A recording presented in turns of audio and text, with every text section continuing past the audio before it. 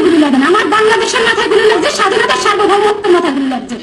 যে ছেলে মেয়েগুলো, যে তরুণরা আন্দোলনে এই হাসিনাকে হটাইতে পারছে, যে আন্দোলন যা খালেদা জিয়া যারা ট্রিটমেন্ট দিতে বিদেশে নিতে পারে নাই, খালেদা জিয়ার বাড়ি যখন শেষ হয়ে গেল তখন আন্দোলন করে খালেদা জিয়ার বাড়িটা রক্ষা করতে পারে নাই, 57 জন সেনা অফিসার নিহত হলো, বিচার আদায় করতে পারে না।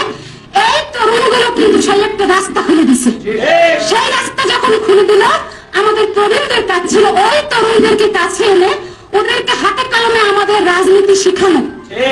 আমরা হাতে কলমে রাজনীতি শিখাতাম, আমরা কূটনৈতিক সম্পর্ক কিভাবে করবো শিখাতাম, আমরা কালচারাল লড়াইটা কিভাবে করবো শিখাতাম, ভারতীয় আধিপত্য মুক্ত কিভাবে থাকবে শিখাতাম।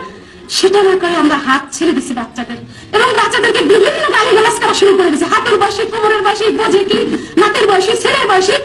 আমি বলি এই বয়ান যারা তৈরি করছে তারা সবাই ওসমানের মাথায় গুলির জন্য দেয়।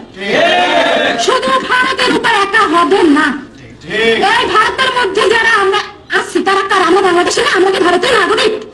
এই খালি ক্ষমতা লাগবে, টাকা লাগবে, এই জন্য চারটে, খালি চারটে, এত চারটে লাগবে কেন? 40-এর পরে আওয়ামী লীগ যখনই ধরে নিয়ে যায় অন্যান্য রাজনৈতিক দল তাদেরকে নিয়ে ছাড়াই যাবে।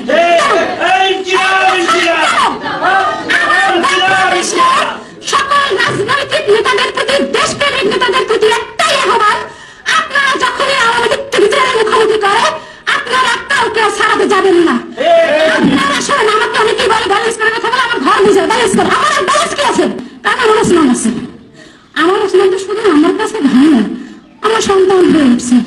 আমাদের ভাই বোনদের কাছে এই যে সারা পৃথিবী যদি আমাকে বলে যে আমি আপনার ভাই, আসলে কি আমার ওসমান হতে পারবে? এটা সম্ভব? ওসমান হতে পারবে? এটা সম্ভব? এটা সম্ভব না। আজকে যে আমার বাংলাদেশের মাথায় গুলি, এই জন্য প্রবীণ রাজনীতিবিদরা দায়ী। আপনারা লোভে পারবেন না, টাকা আজকে আছে কালকে নাই। আর সোনাকে হত্যা করার জন্য মাত্র 10 লক্ষ টাকা দিচ্ছে। এই 10 লক্ষ টাকা কি অনেক কিছু? এই 10 লক্ষ টাকা শেষ হতে কতক্ষণ লাগে? আমি তো ভাবছি একটা বাংলাদেশ যদি লিখে দেওয়া হয় তারপর তো আমার ওসমান আসবে না। এই ওসমান তৈরি হবে না। এই ওসমানকে যদি আপনারা ধারণ করেন, আপনাদের মেধা এবং রাজপথ দুটোই দখল রাখতে হবে। আপনারা পারবেন না। আমার ওসমান বলতো আমি কিছু ছেলে মেয়ে তৈরি করে রেখে যেতে চাই, মানে আমার শোক।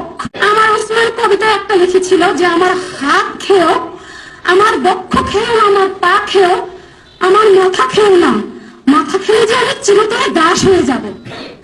আমার ওসমানের কিন্তু মাথায় খেয়ে দিচ্ছে, আমার ওসমানের মাথা খেয়ে দিচ্ছে। আমার যদি হাত না থাকে আমি তো আমার মাথা দিয়ে খাটিয়ে আমি আরেকজনকে দ্বারা কাজ করতে পারবো।